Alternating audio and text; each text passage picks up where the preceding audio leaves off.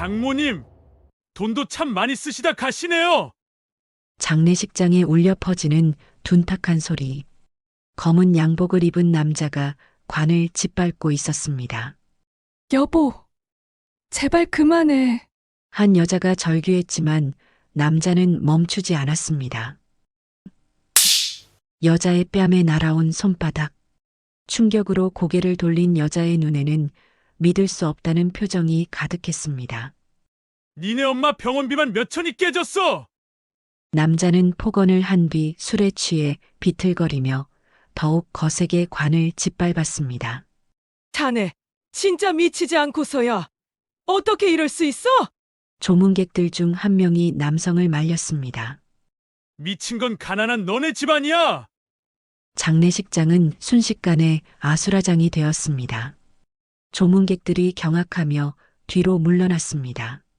아이들의 울음소리, 그리고 관 속 고인을 향한 끔찍한 모독까지, 그리고 맞은편 복도에서 조용히 이 모든 상황을 지켜보는 한 남자가 있었습니다.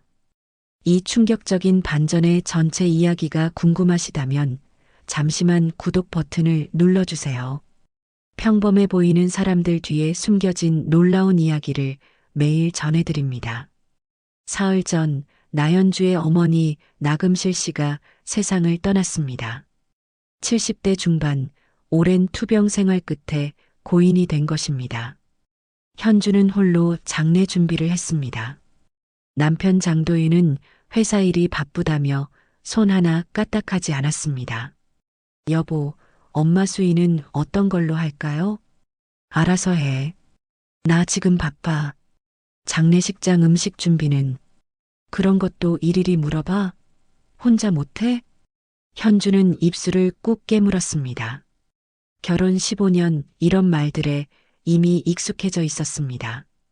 장례식 당일 아침, 현주는 새벽 5시부터 일어나 조문객들을 맞을 준비를 했습니다. 검은 한복을 입고 부은 눈을 찬물로 달래며 혼자서 모든 것을 챙겼습니다. 오전 10시, 장례식이 시작되고 조문객들이 하나둘 찾아왔습니다.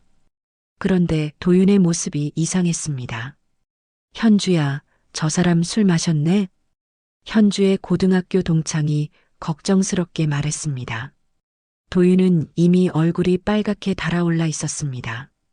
새벽부터 소주를 마신 것 같았습니다. 도윤 씨, 오늘은 장모님 장례식인데.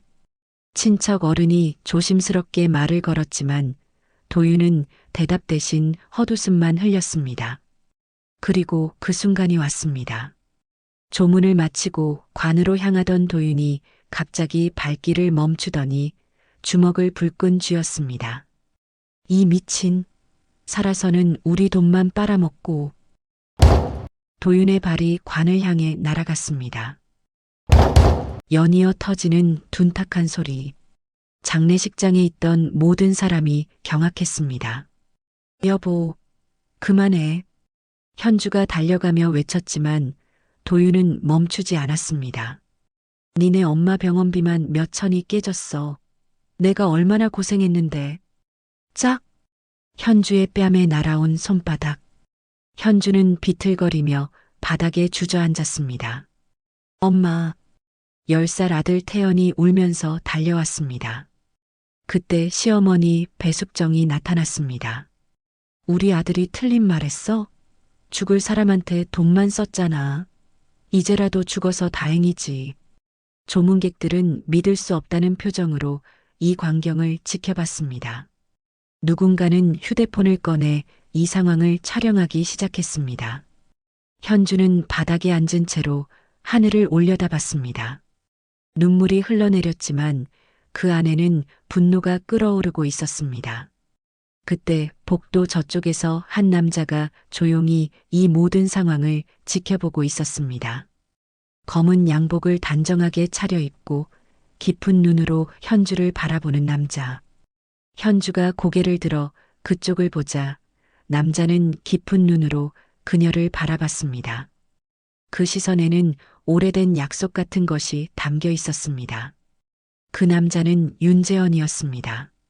현주의 어린 시절 소꿉친구이자 오랫동안 잊고 살았던 첫사랑이었습니다. 현주는 바닥에서 천천히 일어났습니다. 뺨은 아팠지만 마음속에는 이상한 안도감이 밀려왔습니다. 그래, 이제 정말 끝이야. 그날 밤 현주는 침실에서 혼자 앉아 있었습니다. 도윤은 술에 취해 거실 소파에서 골아떨어져 있었습니다. 현주는 서랍을 열고 묵혀두었던 통장을 꺼냈습니다. 15년간 몰래 모은 돈이 들어있는 통장이었습니다. 그리고 휴대폰을 들어 한 번호를 찾았습니다. 윤재원. 오랫동안 연락하지 않았던 이름이었지만 여전히 그의 번호는 휴대폰 안에 있었습니다. 현주는 깊게 숨을 들이쉬었습니다. 지푸라기라도 잡고 싶은 심정으로 휴대폰을 바라봤습니다. 장례식이 끝나고 모든 조문객이 떠난 후 현주는 텅 빈 장례식장에 혼자 남아 있었습니다. 뺨은 여전히 화끈거렸고 마음은 온통 분노로 가득했습니다. 15년 결혼 생활 동안 참아왔던 모든 것들이 한꺼번에 떠올랐습니다. 26에 만나 결혼할 때만 해도 도윤은 다른 사람이었습니다. 정중하고 다정했죠. 하지만 결혼 반지를 끼는 순간부터 모든 것이 달라졌습니다. 현주야, 내가 돈 관리 좀 해줘. 나는 그런 거 잘 몰라. 처음에는 남편을 도와주는 것이라고 생각했습니다. 현주는 은행에서 일했고 돈 관리에는 자신이 있었으니까요. 하지만 시간이 지날수록 도윤의 요구는 점점 더 심해졌습니다. 왜 용돈이 이것밖에 안 돼? 친구들이랑 술 마시려면 부족하다고. 여보, 태연이 학원비도 내야 하고. 애 학원비가 뭐가 그렇게 비싸? 동네 학원 보내면 되잖아. 현주는 아들만큼은 제대로 키우고 싶었습니다. 자신이 어려서 못 해본 것들을 태연이에게는 해주고 싶었죠. 그래서 몰래 부업을 시작했습니다. 은행 업무가 끝나면 편의점에서 야간 아르바이트를, 주말에는 온라인으로 번역 일을 했습니다. 도윤은 몰랐습니다. 현주가 얼마나 힘들게 돈을 모으고 있는지, 얼마나 절약하며 살고 있는지. 현주는 주먹을 꽉 쥐었습니다. 손톱이 손바닥에 파고들어 아팠지만 마음의 아픔보다는 훨씬 견딜만 했습니다. 엄마 미안해요. 엄마 장례식에서 이런 일이. 눈물이 흘러내렸습니다. 어머니는 평생 현주를 위해 살았습니다. 아버지가 일찍 돌아가신 후 홀로 현주를 키우느라 온갖 고생을 다했죠. 현주야, 너만은 좋은 사람 만나서 행복하게 살아야 한다. 어머니의 마지막 말이었습니다.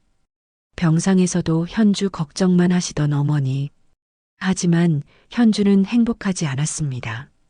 결혼한 지 15년이 지났지만 진짜 행복했던 날이 며칠이나 될까요? 그때 휴대폰이 울렸습니다. 여보세요? 현주야, 나야. 재원이. 목소리만 들어도 알 수 있었습니다. 20여 년 만에 듣는 목소리였지만 여전히 따뜻했습니다. 재원아, 장례식에서 널 봤어. 내가 이렇게 힘들게 살고 있는 줄 몰랐다. 현주는 말없이 눈물을 흘렸습니다. 누군가 자신의 마음을 알아준다는 것만으로도 위로가 되었습니다. 현주야, 더는 혼자 버티지 마. 내가 도와줄게.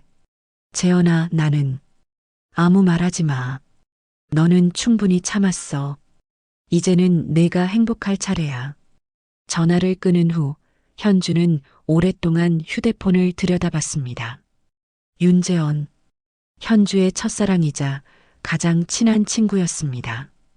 고등학교 때부터 서로 좋아했지만 현주가 대학에 가면서 자연스럽게 멀어졌죠.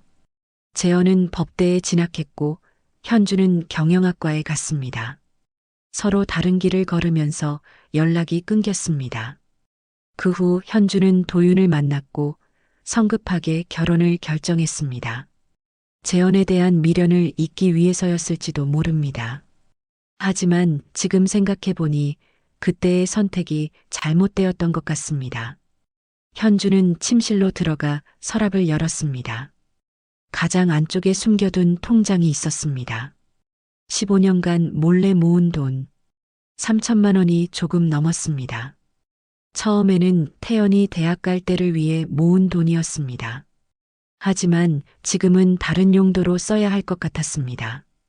현주는 노트북을 켜고 인터넷 검색을 시작했습니다. 이혼 절차, 재산 분할, 위자료. 하나하나 꼼꼼히 읽어봤습니다. 은행에서 일하면서 각종 법률 상식을 익혔던 것이 도움이 되었습니다. 가장 중요한 것은 증거였습니다. 도윤의 불륜이나 가정폭력, 경제적 착취 등을 입증할 수 있는 자료가 필요했죠. 현주는 메모장을 꺼내 계획을 세우기 시작했습니다. 첫째, 도윤의 외도 증거 수집. 둘째, 가정폭력 증거 확보. 셋째, 재산 목록 정리. 넷째, 아이 양육권 준비. 차근차근 적어 내려가니 마음이 조금 정리되었습니다. 그때 거실에서 도윤의 콧구리 소리가 들려왔습니다. 술에 취해 소파에서 잠든 모양이었습니다. 현주는 조용히 거실로 나가 도윤의 휴대폰을 확인했습니다. 비밀번호는 도윤의 생일. 너무 뻔했죠. 메시지함을 열어보니 예상했던 대로였습니다. 오빠, 오늘 호텔 언제 가요? 기다리고 있어요. 야, 내일 쇼핑몰 가자. 오빠가 제일 멋있어요. 아내보다 저를 더 사랑한다고 했으면서 현주는 이 메시지들을 모두 캡처했습니다. 완벽한 증거였습니다. 그리고 도윤의 지갑도 확인해 봤습니다. 각종 호텔 영수증과 명품점 카드 영수증이 나왔습니다. 현주가 알뜰하게 모은 돈으로 도윤이 바람을 피우고 있었던 것입니다. 분노가 치밀어 올랐지만 현주는 감정을 억눌렀습니다. 지금은 차분하게 준비할 때였습니다. 새벽 4시까지 증거를 수집하고 정리한 현주는 마침내 잠자리에 들었습니다. 하지만 잠이 오지 않았습니다. 마음속으로 계속 같은 말을 되뇌었습니다. 이제 정말 끝이야.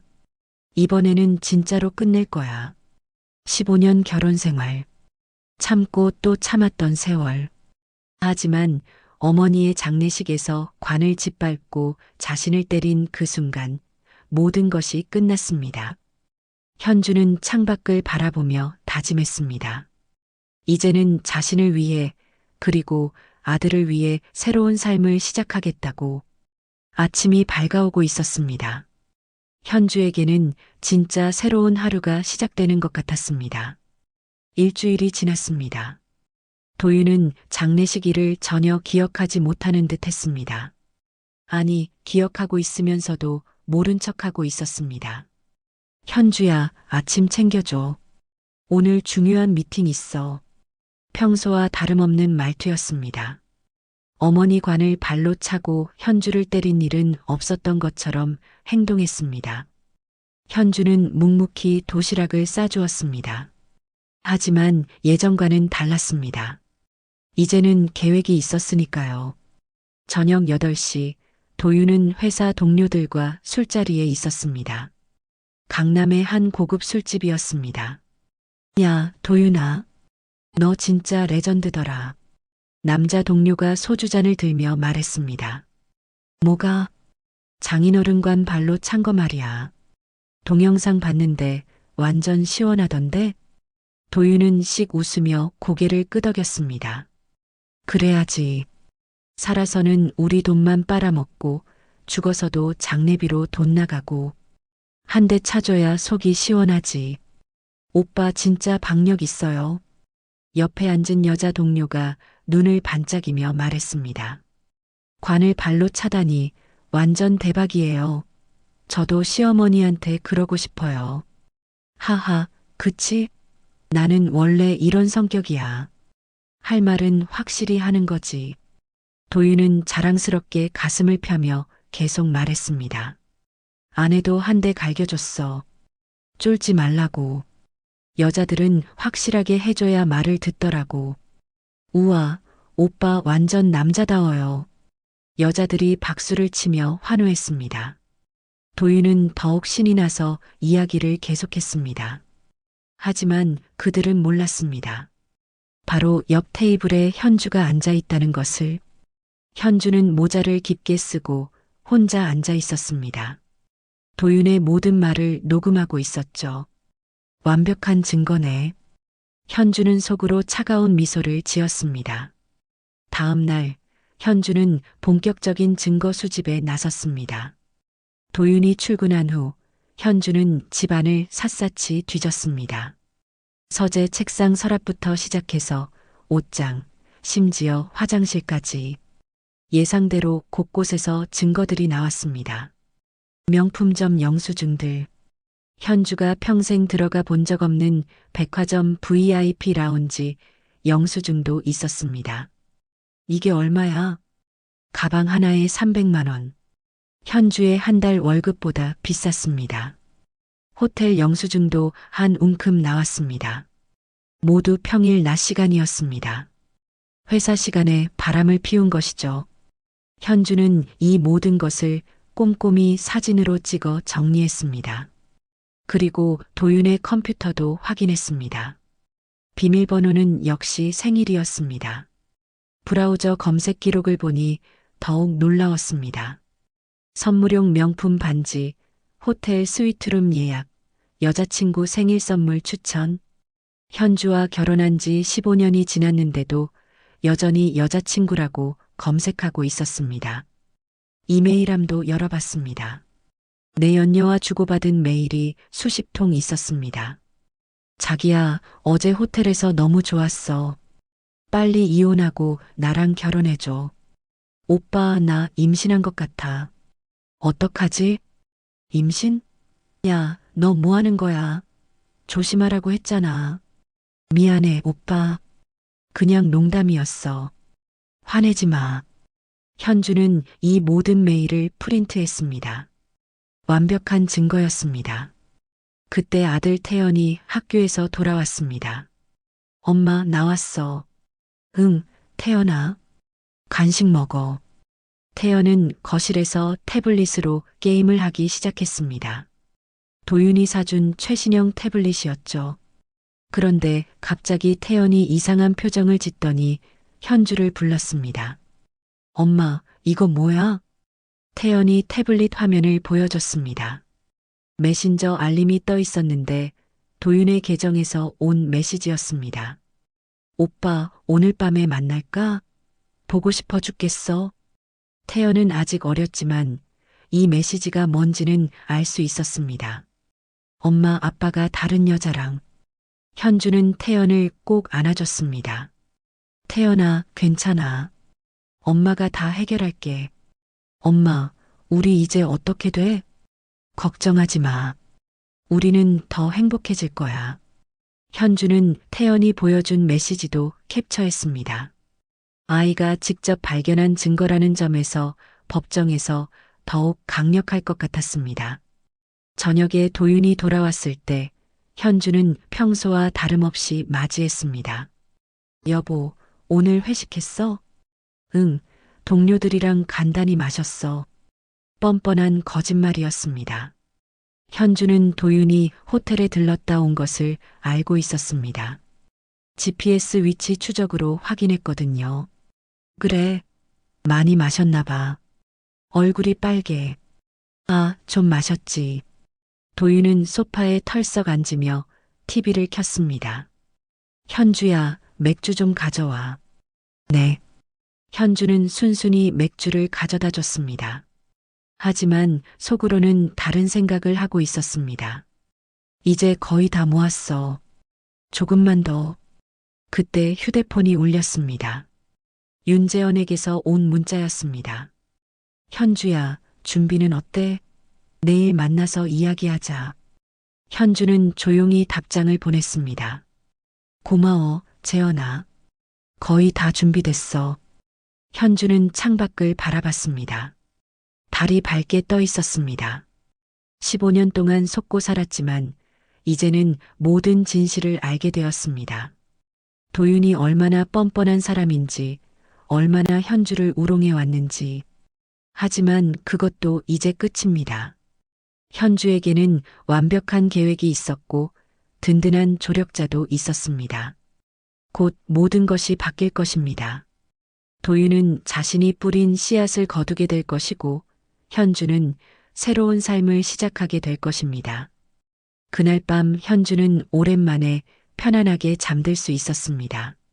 미래에 대한 두려움보다는 기대감이 더 컸습니다. 내일부터는 진짜 시작이었습니다. 한 달 후 예상치 못한 일이 벌어졌습니다. 시어머니 배숙정이 갑자기 쓰러진 것입니다. 투자 실패로 인한 스트레스와 술로 망가진 몸이 한계에 달했던 것 같았습니다. 심장마비입니다. 너무 늦었어요. 의사의 말에 도윤은 병원 복도에서 오열했습니다. 엄마, 엄마. 하지만 현주는 냉정했습니다. 시어머니가 자신에게 어떻게 했는지 기억하고 있었으니까요. 장례 준비는 또다시 현주의 몫이었습니다. 도윤은 슬픔에 빠져 아무것도 하지 못했고 친척들은 뒷말만 했습니다. 배숙정이 그러게 왜 투자 같은 걸 했어.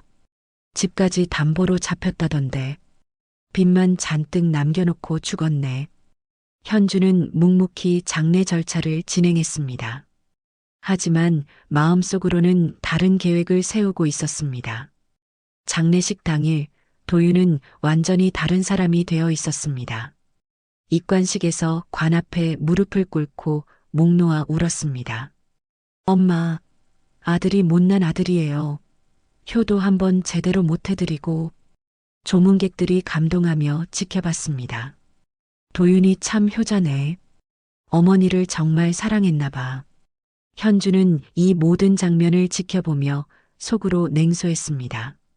불과 한 달 전 장인어른 관을 발로 찬 사람이 지금은 효자 행세를 하고 있었습니다.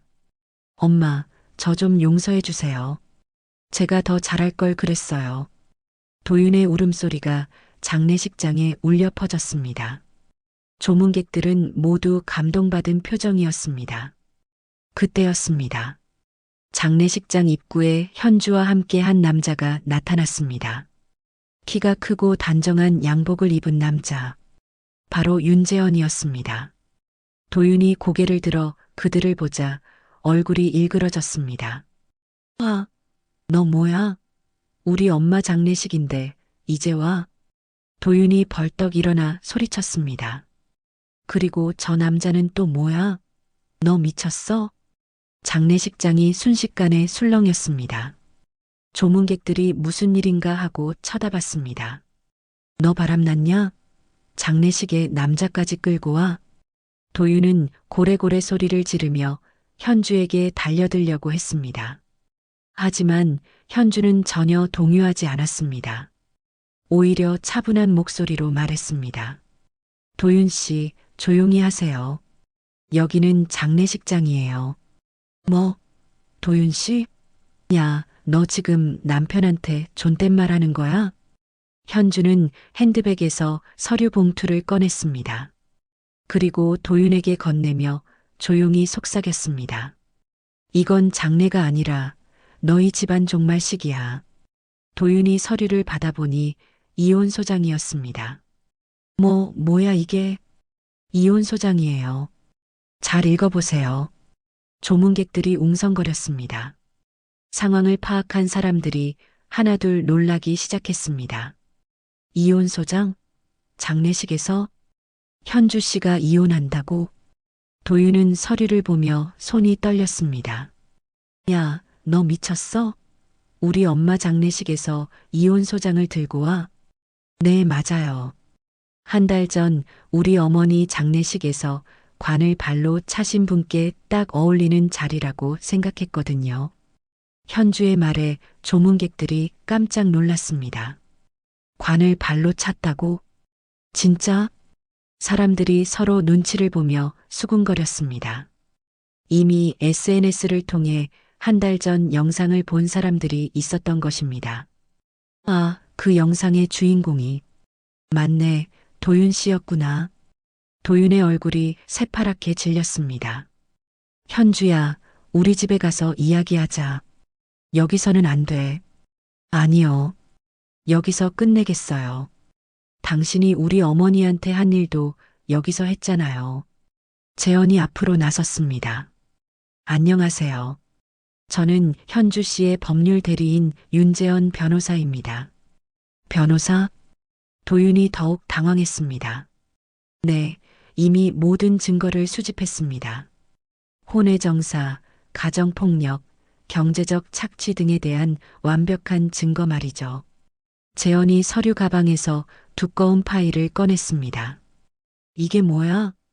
당신이 호텔에서 찍은 사진들, 명품점 영수증들, 그리고 내연녀와 주고받은 메시지들입니다. 도윤의 얼굴에서 핏기가 완전히 사라졌습니다. 그리고 한 달 전 장례식장에서 일어난 일에 대한 영상과 증언도 있고요. 조문객들이 수군거렸습니다. 진짜 바람 폈구나. 저런 사람이었어? 관까지 발로 차고. 도윤은 완전히 무너져 내렸습니다. 현주야, 제발. 우리 집에 가서 이야기하자. 내가 잘못했어. 하지만 현주는 단호했습니다. 이미 늦었어요. 기회는 15년 동안 충분히 있었어요. 그때 장례식장 문이 열리며 정장을 입은 남자들이 들어왔습니다. 누가 장도윤 씨십니까?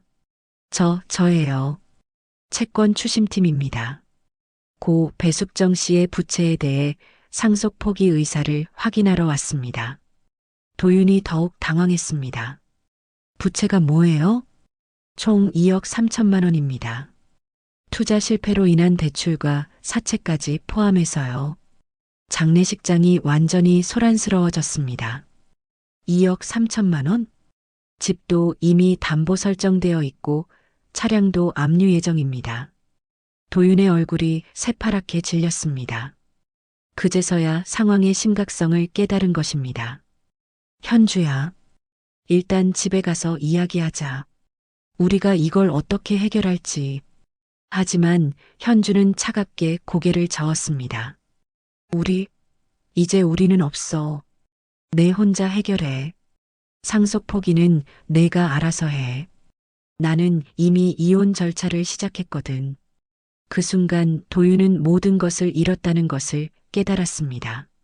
아내도 집도 모든 재산도. 현주는 재현과 함께 장례식장을 나섰습니다.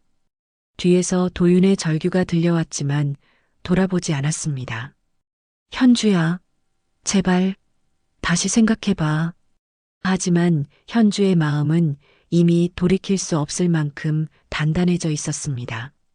장례식장을 나서며 현주는 깊게 숨을 들이켰습니다.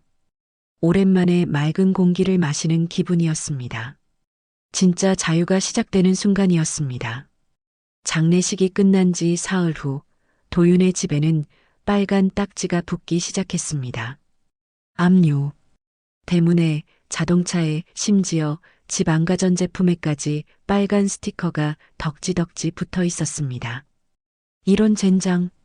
도윤은 압류 스티커를 떼려고 했지만 더 많은 사람들이 와서 붙이기만 했습니다. 장도윤 씨 맞으시죠? 저희는 제2차 채권자입니다. 제2차는 뭐예요? 어머님이 은행 대출 말고도 사채를 쓰셨거든요. 총 5천만 원입니다. 뭐?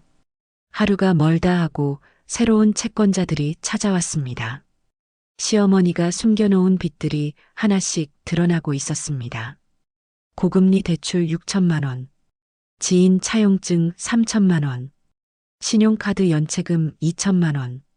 도윤은 머리를 감췄습니다. 총 빚이 3억 원을 넘어가고 있었습니다. 현주야, 제발 도와줘. 내가 은행에서 일하잖아. 뭔가 방법이 있을 거 아냐? 도윤은 현주가 이사 나간 새 아파트까지 찾아왔습니다. 현주가 문을 열자 도윤이 무릎을 꿇었습니다. 현주야, 내가 잘못했어.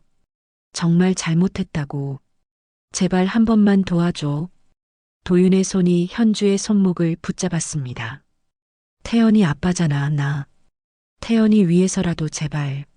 하지만 현주는 차가운 눈으로 내려다봤습니다. 태연이 위해서라면 여기서 멈춰야 하는 건 너야. 현주야, 우리 15년을 함께 살았잖아. 그게 아무것도 아니야?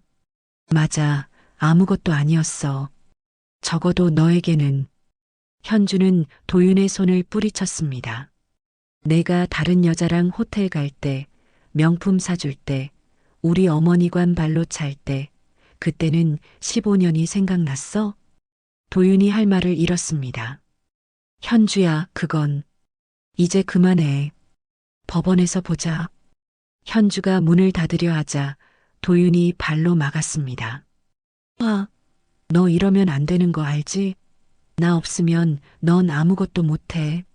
순간 도윤의 본 모습이 드러났습니다. 내가 뭘 안다고? 은행에서 일한다고 해서 뭐 대단한 줄 아냐? 너 따위가.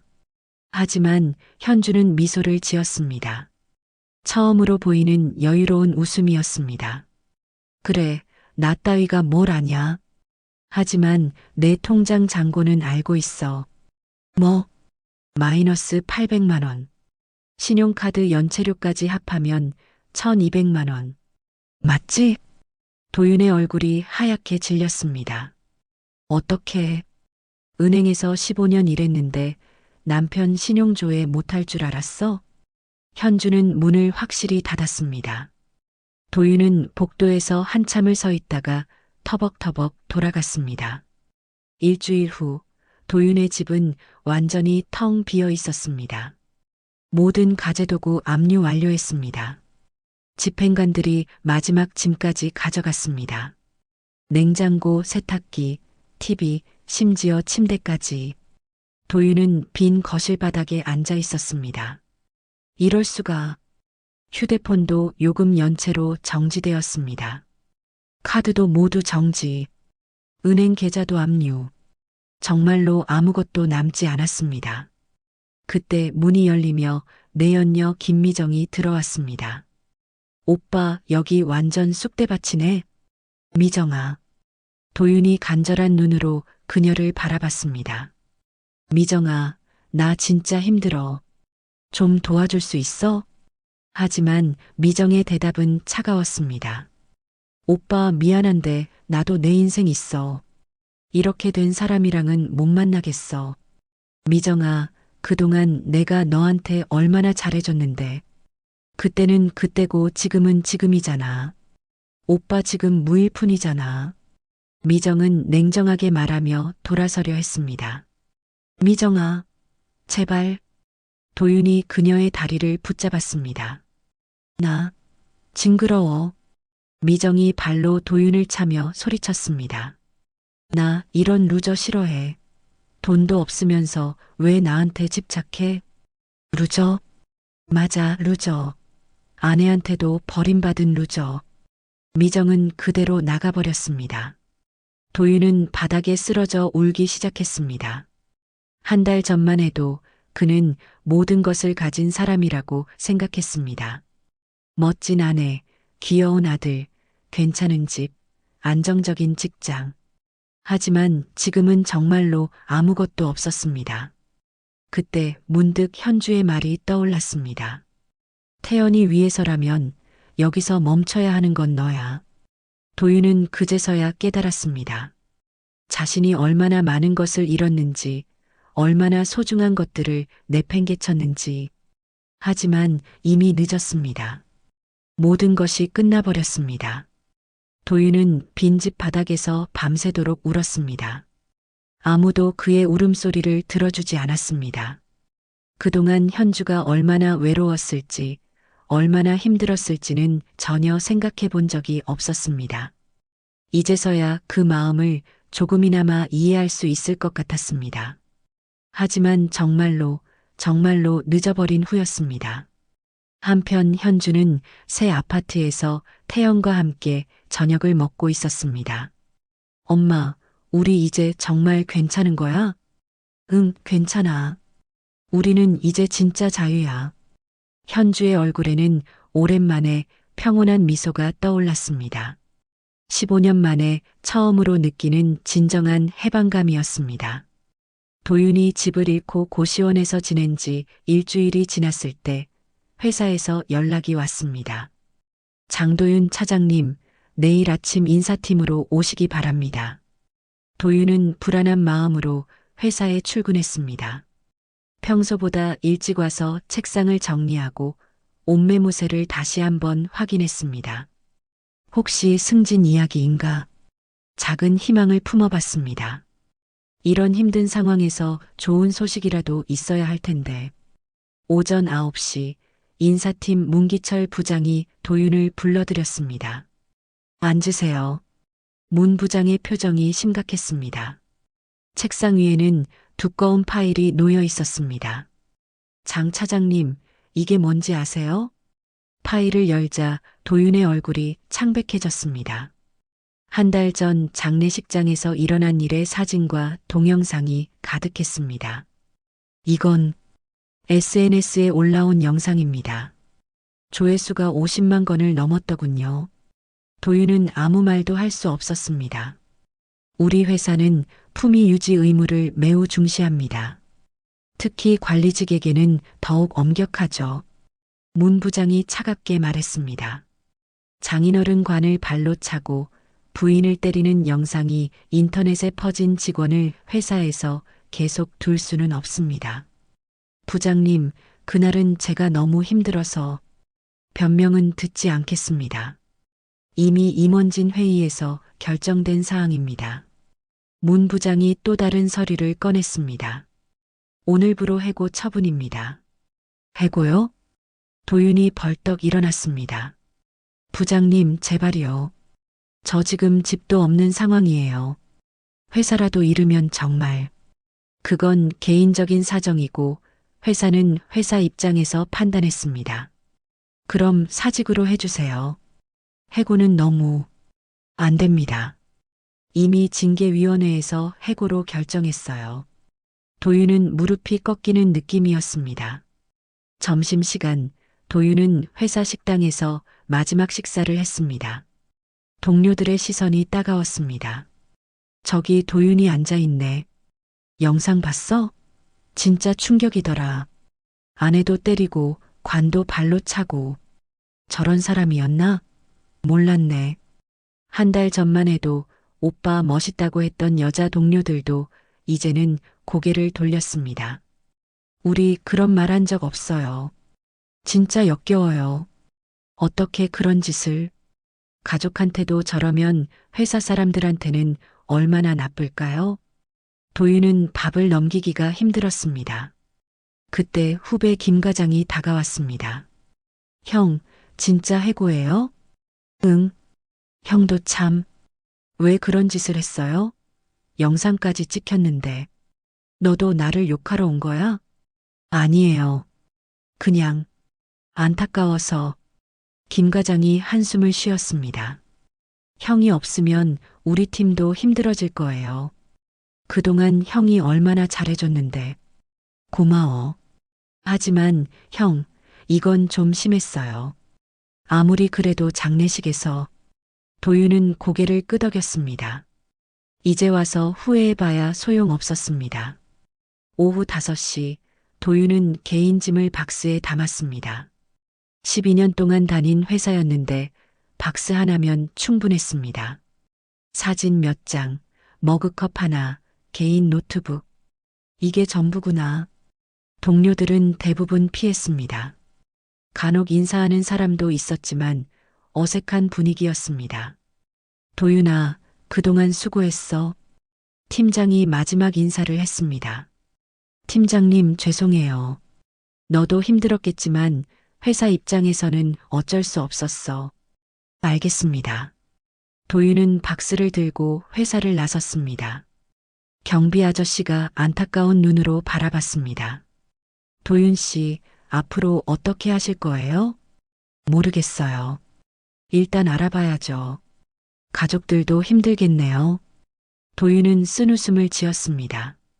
가족은 이미 없어요. 회사 앞 버스 정류장에서 버스를 기다리던 도윤은 주변을 둘러봤습니다. 12년 동안 매일 다니던 길이었습니다. 출근할 때는 희망을 품고 퇴근할 때는 피곤함을 안고 걷던 길. 이제는 다시 오지 않을 길이 되었습니다. 버스에 올라타며 도윤은 창밖을 바라봤습니다. 회사 건물이 점점 멀어졌습니다. 그때서야 실감이 났습니다. 정말로 모든 것을 잃었다는 것을. 아내도 아들도 집도 이제 직장까지. 남은 것은 빚과 치욕뿐이었습니다. 고시원으로 돌아가는 길, 도윤은 편의점에서 소주 한 병을 샀습니다. 오늘만은 마셔야겠다. 고시원 방에서 혼자 소주를 마시며 도윤은 생각했습니다. 이게 내가 원했던 삶이었나? 결혼 초기 현주와 함께 꿈꿨던 미래가 떠올랐습니다. 예쁜 집에서 아이와 함께 행복하게 사는 모습. 하지만 언제부터인가 그 꿈을 잊고 살았습니다. 현주를 당연하게 여겼고 다른 여자에게 마음을 뺏겼습니다. 바보같이. 소주 한 병을 다 마신 도윤은 침대에 쓰러졌습니다. 내일부터는 새로운 일자리를 찾아야 했습니다. 하지만 해고 기록이 있는 40대 남자를 뽑아줄 곳이 있을까요? 절망감이 밀려왔습니다. 하지만 이것도 자업자득이었습니다. 도윤은 천장을 바라보며 중얼거렸습니다. 현주야, 미안해. 정말 미안해. 하지만 그 사과가 현주에게 닿을 리는 없었습니다.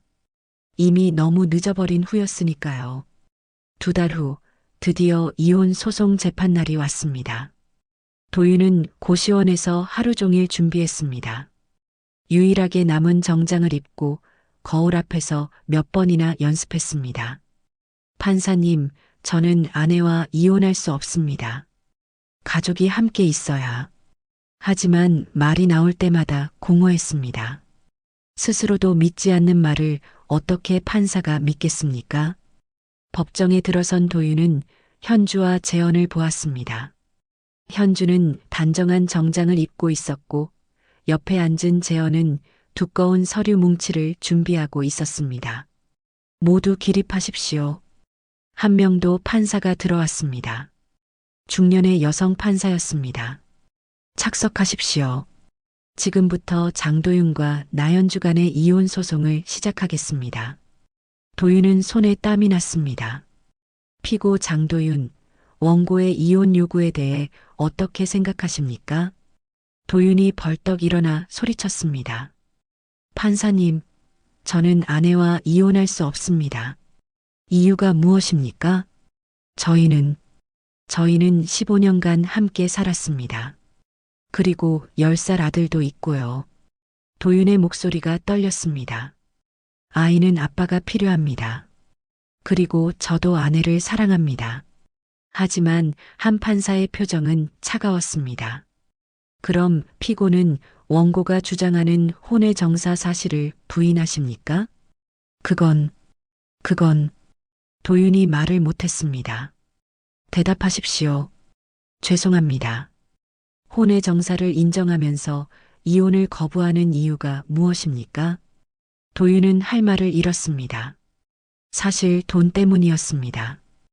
혼자서는 빚을 감당할 수 없었고 현주의 수입이 필요했습니다. 하지만 그런 말을 법정에서 할 수는 없었습니다. 이번에는 재현이 일어났습니다. 판사님, 원고 측 증거를 제출하겠습니다. 재현은 차근차근 증거를 제시했습니다. 첫째, 피고의 지속적인 혼외 정사 증거입니다. 호텔 영수증들, 명품점 카드 내역, 내연녀와의 메시지들이 스크린에 나타났습니다. 둘째, 가정폭력 증거입니다. 장례식장에서 현주를 때리는 영상이 재생되었습니다. 법정에 있던 사람들이 경악했습니다. 셋째, 고인 모독 행위입니다. 관을 발로 차는 장면이 나오자 판사의 얼굴이 굳어졌습니다. 넷째, 경제적 착취 증거입니다. 현주가 밤낮으로 일하며 모은 돈을 도윤이 바람 피우는데 쓴 내역들이 공개되었습니다. 마지막으로 피고의 품성을 보여주는 증거입니다. 술자리에서 자랑하는 도윤의 녹음 파일이 재생되었습니다. 관을 발로 찼다니까? 시원했다. 아내도 한 대 갈겨줬어. 여자들은 확실하게 해줘야 말을 듣더라고. 법정이 조용해졌습니다. 도윤의 얼굴은 새파랗게 질려 있었습니다. 재현이 계속 말했습니다. 판사님, 원고는 누구보다 헌신적으로 살았습니다. 15년간 가정을 지키기 위해 모든 것을 희생했습니다. 하지만 이 결혼은 사랑이 아니라 지속적인 가학이었습니다. 원고는 이제 겨우 인간의 존엄을 회복하려고 합니다. 재현의 말에 도윤은 고개를 숙였습니다. 피고에게 변호사는 없습니까? 판사가 물었습니다. 없습니다. 돈이? 도윤의 목소리가 작아졌습니다. 그럼 피고가 직접 반박하십시오. 판사님, 저는 도윤이 일어났지만 할 말이 없었습니다. 모든 증거가 명확했고 변명할 여지가 없었습니다. 저는 정말 후회하고 있습니다. 다시는 그런 일 없을 거예요. 15년간 그런 행동을 해놓고 이제 와서 후회한다고 믿을 수 있겠습니까? 판사의 질문에 도윤은 대답하지 못했습니다. 판사는 잠시 서류를 검토한 후 판결을 내렸습니다. 피고는 최소한의 도의도 저버렸습니다. 배우자에 대한 존중은커녕 기본적인 인간 대접도 하지 않았습니다. 특히 고인에 대한 모독 행위는 용서받을 수 없습니다. 도윤의 얼굴이 절망으로 가득해졌습니다. 따라서 원고의 이혼 청구를 받아들입니다. 위자료는 8천만 원, 재산 분할은 7대 3으로 원고에게 유리하게 추가 손해배상금 2천만 원을 피고가 지급하라고 판결합니다. 아들의 양육권은 원고에게, 피고는 월 60만 원의 양육비를 지급하십시오. 도윤이 무너져 내렸습니다. 판사님, 제발. 이상으로 판결을 마치겠습니다. 판사가 자리를 떠나자 법정이 소란스러워졌습니다. 도윤은 의자에 주저앉아 머리를 감쌌습니다. 위자료와 손해배상을 합쳐 1억 원. 현재 상황에서는 절대 불가능한 금액이었습니다. 현주는 재현과 함께 법정을 나섰습니다. 도윤을 한 번도 돌아보지 않았습니다. 현주야. 도윤이 복도에서 소리쳤지만 현주는 걸음을 멈추지 않았습니다. 현주야, 제발. 한 번만. 하지만 현주의 뒷모습은 이미 멀어지고 있었습니다. 도윤은 법원 계단에 주저앉았습니다. 지나가는 사람들이 이상하게 쳐다봤지만 신경 쓸 겨를이 없었습니다. 정말로 모든 것이 끝났습니다. 이제 남은 것은 막대한 빚과 양육비뿐이었습니다. 그날 저녁 도윤은 고시원에서 또 소주를 마셨습니다. 하지만 술도 이제 위로가 되지 않았습니다. 창밖을 바라보며 도윤은 생각했습니다. 내가 현주한테 했던 일들이 이렇게 돌아오는 거구나. 15년 동안 현주가 얼마나 아팠을지, 얼마나 외로웠을지 이제야 조금 알 것 같았습니다. 하지만 깨달음이 너무 늦었습니다. 이미 돌이킬 수 없을 만큼 늦어버린 후였습니다. 판결이 나온 지 한 달 후 언론에서 도윤의 이야기가 보도되었습니다. 대기업 차장, 관짝 짓밟기 영상 확산으로 해고, 혼외 정사 가정 폭력으로 위자료 1억 원 판결, 품위 유지 위반으로 사회에서 완전 퇴출. 인터넷 댓글들은 더욱 가혹했습니다. 인간 말종이네. 저런 게 어떻게 아빠야? 직장인 자격도 없어. 사회 퇴출 당연해. 아내가 얼마나 힘들었을까. 잘 이혼했다. 저런 인간은 혼자 살아야 해. 도윤은 이제 길거리에서도 알아보는 사람들이 있었습니다. 악명이 전국적으로 퍼진 것입니다. 구직 활동도 불가능했습니다. 이름만 검색해도 모든 기사가 나왔습니다. 죄송합니다. 저희 회사와는 맞지 않는 것 같습니다. 다른 곳을 알아보시기 바랍니다. 편의점 아르바이트마저 거절당했습니다. 사장이 인터넷을 검색해보고는 난색을 표했습니다. 손님들이 싫어할 것 같아서요. 도윤의 일상은 완전히 파괴되었습니다. 고시원에서 나와도 갈 곳이 없었고 만날 사람도 없었습니다. 한편 현주와 태연은 새로운 삶을 시작하고 있었습니다. 강남의 깔끔한 30평 아파트에서 저녁 식사를 하고 있었습니다. 엄마, 이 집 진짜 좋다. 우리 집 같아. 태연이 환하게 웃으며 말했습니다. 그래, 이제 진짜 우리 집이야. 현주의 얼굴에는 오랜만에 진짜 미소가 떠올랐습니다. 15년 만에 처음으로 느끼는 진정한 평온함이었습니다. 엄마, 이제 아빠 안 와도 돼? 응, 이제 우리끼리 살 거야. 다행이다. 아빠 무서웠어. 태연의 솔직한 말에 현주는 가슴이 아팠습니다. 아이가 이렇게 무서워하고 있었는데도 모르고 있었다니. 태연아, 앞으로는 무서운 일 없을 거야. 엄마가 지켜줄게. 응, 엄마 최고야. 태연이 현주를 꼭 안았습니다. 그때 초인종이 울렸습니다. 누구지? 현주가 인터폰을 확인하니 재현이 서 있었습니다. 재현이가 왔네. 문을 열자 재현이 꽃다발을 들고 있었습니다. 축하해, 현주야. 새집. 고마워. 들어와. 재현이 거실을 둘러봤습니다. 정말 좋은 집이네. 햇빛도 잘 들고. 응, 태연이도 좋아해. 삼촌 안녕하세요. 태연이 인사했습니다. 태연아, 안녕. 많이 컸네. 재현이 태연의 머리를 쓰다듬었습니다. 삼촌, 저희 이제 진짜 행복해요. 태연의 밝은 모습에 재현이 미소를 지었습니다. 그래, 앞으로 더 행복할 거야. 주말, 현주는 어머니 나금실 씨의 묘소를 찾았습니다. 하얀 국화 한 다발을 들고 묘비 앞에 앉았습니다. 엄마, 이제 다 끝났어요. 현주는 조용히 말했습니다. 그 사람이랑 완전히 헤어졌어요. 태연이랑 저는 이제 자유예요. 바람이 불어와 현주의 머리카락을 흔들었습니다. 엄마가 마지막에 하신 말씀 기억해요. 행복하게 살라고 하셨잖아요. 현주의 눈에 눈물이 맺혔습니다. 이제 정말 행복하게 살 거예요. 태연이도 밝아졌고 저도 웃을 수 있게 됐어요. 묘비에 새겨진 어머니의 이름을 쓰다듬었습니다. 걱정하지 마세요. 딸이 이제 진짜 강해졌거든요. 그때 뒤에서 발걸음 소리가 들렸습니다. 현주가 돌아보니 재현이 조용히 다가오고 있었습니다. 혼자 올 줄 알았는데 함께 와도 될까 해서. 재현이 현주 옆에 앉았습니다. 어머님께 인사드리고 싶었어. 재현도 국화 한 송이를 묘비 앞에 놓았습니다. 어머님, 현주를 잘 보살피겠습니다. 현주가 재현을 바라봤습니다. 고마워. 현주가 짧게 말했습니다. 단 2글자였지만 그 안에는 많은 의미가 담겨 있었습니다.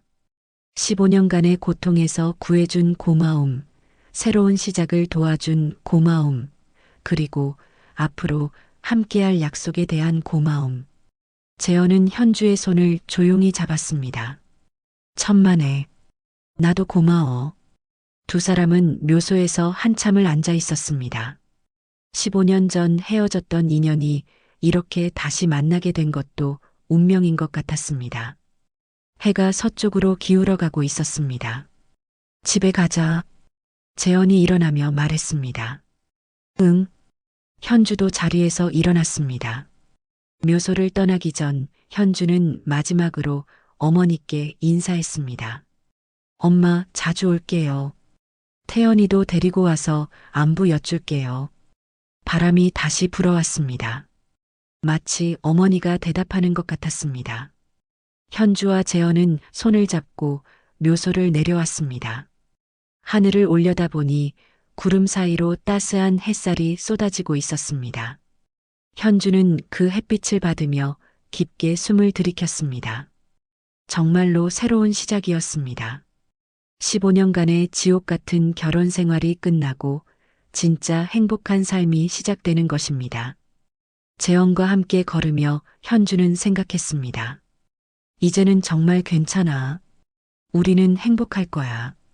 멀리서 태연이 뛰어오는 모습이 보였습니다. 학원을 마치고 할머니 묘소까지 찾아온 것입니다. 엄마, 삼촌, 태연이 두 사람에게 달려왔습니다. 할머니께 인사드리고 왔어요? 응, 다녀왔어. 할머니가 기뻐하실 거예요. 우리가 이렇게 행복하니까.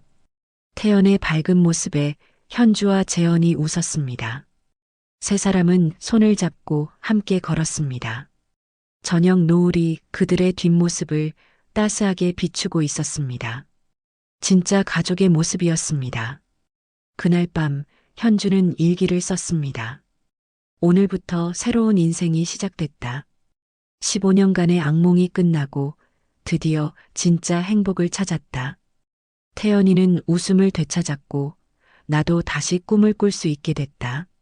재현이가 있어서 든든하고 앞으로가 기대된다.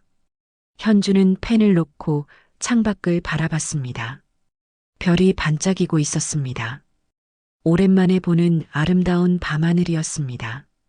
이제 정말로 모든 것이 새로워질 것입니다. 한편 도윤은 여전히 고시원에서 혼자 지내고 있었습니다. 빚은 계속 늘어나고 일자리는 찾을 수 없었습니다. 하지만 그것도 자업자득이었습니다. 자신이 뿌린 씨앗을 거두는 것뿐이었으니까요. 현주의 새로운 시작과 도윤의 몰락. 완벽한 대조였습니다. 그리고 그것이 바로 정이었습니다. 1년 후 봄이 찾아왔습니다. 작은 웨딩홀에서 현주와 재현의 결혼식이 열렸습니다. 화려하지는 않았지만 진심이 가득한 따뜻한 결혼식이었습니다. 엄마, 정말 예뻐요. 태연이 현주의 드레스를 보며 환하게 웃었습니다. 고마워, 태연아. 현주는 거울 속 자신을 바라봤습니다. 16년 만에 처음으로 진짜 행복한 신부가 되어 있었습니다. 결혼식에는 현주의 직장 동료들과 재현의 가족들이 참석했습니다. 많지 않은 하객이었지만 모두가 진심으로 축복해 주었습니다. 현주야, 정말 축하해. 이제 진짜 행복할 거야. 대학 동창이 눈물을 글썽이며 말했습니다. 응, 고마워. 현주의 얼굴에는 평온한 미소가 떠올라 있었습니다. 예식이 시작되고 재현이 입장했습니다. 정장을 차려입은 그의 모습이 듬직해 보였습니다. 재현 삼촌 멋있다. 태연이 박수를 치며 소리쳤습니다. 하객들이 웃음을 터뜨렸습니다. 현주가 입장할 때는 태연이 함께 걸었습니다. 아버지 역할을 자청한 것입니다. 엄마, 제가 에스코트 해드릴게요. 11살 태연의 진지한 모습에 모든 하객이 감동했습니다. 평생 행복하게 살겠습니다. 현주와 재현이 서로를 바라보며 맹세했습니다. 진심이 담긴 약속이었습니다. 같은 시간 서울 어느 골목에서는 도윤이 오토바이를 타고 배달을 하고 있었습니다. 3층 오피스텔 아무호, 짜장면 1그릇이요. 도윤의 목소리는 예전보다 많이 쉬어 있었습니다. 1년 전 모든 것을 잃은 후 도윤은 간신히 배달 일자리를 구했습니다. 하루 12시간씩 일해도 빚을 갚기에는 턱없이 부족했습니다. 사장님, 오늘도 수고하세요. 식당 직원이 인사했지만 도윤은 별다른 대답 없이 다음 배달을 받아들었습니다. 예전의 거만함은 온데간데 없었습니다. 생계를 위해 고개를 숙이고 살아야 하는 현실을 받아들인 것입니다. 저녁이 되어 배달을 마친 도윤은 원룸으로 돌아왔습니다. 고시원에서 조금 나은 곳으로 이사했지만 여전히 초라한 공간이었습니다. 컵라면으로 저녁을 때우며 도윤은 휴대폰을 확인했습니다. 그때 SNS에서 충격적인 소식을 발견했습니다. 현주와 재현의 결혼 소식이었습니다. 누군가 올린 결혼식 사진에서 현주가 환하게 웃고 있었습니다. 뭐야? 이게 도윤의 손이 떨렸습니다.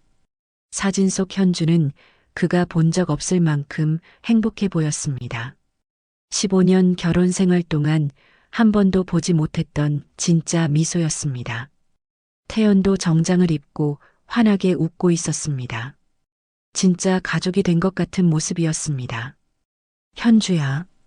도윤은 휴대폰을 바닥에 떨어뜨렸습니다. 갑자기 가슴이 메어지는 느낌이었습니다. 이제야 정말로 모든 것이 끝났다는 걸 깨달았습니다. 현주는 이미 새로운 삶을 시작했고 태연도 새 아빠와 행복하게 지내고 있었습니다. 자신만 홀로 남겨진 것입니다. 내가 다 잃었구나. 도윤은 무릎을 꿇고 주저앉았습니다. 뒤늦은 후회가 밀려왔습니다. 왜 그때 현주를 소중히 여기지 못했을까? 왜 그런 끔찍한 짓을 했을까? 하지만 이미 모든 것이 늦었습니다. 휴대폰을 보니 양육비 납부 알림이 와 있었습니다. 월 60만 원. 자신의 한 달 수입의 대부분이었습니다. 하지만 도윤은 성실히 양육비를 입금했습니다. 태연에게 할 수 있는 유일한 아버지 역할이었습니다.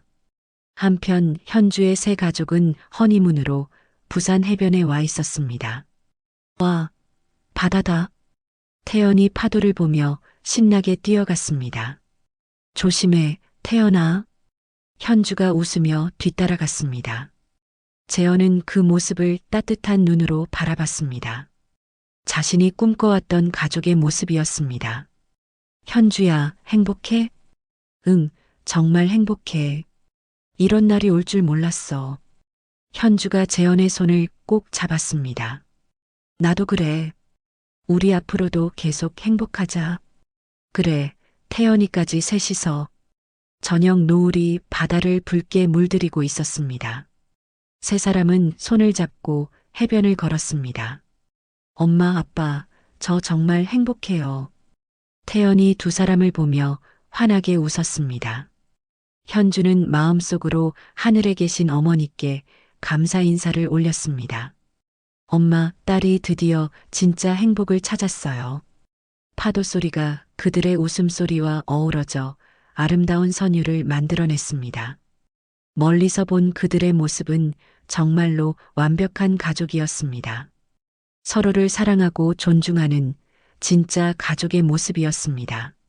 17년 전 26살 현주가 꿈꿨던 행복이 비로소 현실이 된 것입니다. 때로는 돌아가는 길이 더 빠를 수도 있습니다. 현주에게는 그 긴 우회로가 진짜 행복으로 가는 길이었습니다. 해가 완전히 지고 별이 떠오르기 시작했습니다. 새로운 하루가, 새로운 인생이 시작되는 순간이었습니다. 여러분, 이 이야기를 어디에서 듣고 계시나요? 댓글로 알려주시면 감사한 마음으로 인사드리겠습니다. 지금까지 사연 빛나는 밤이었습니다. 감사합니다.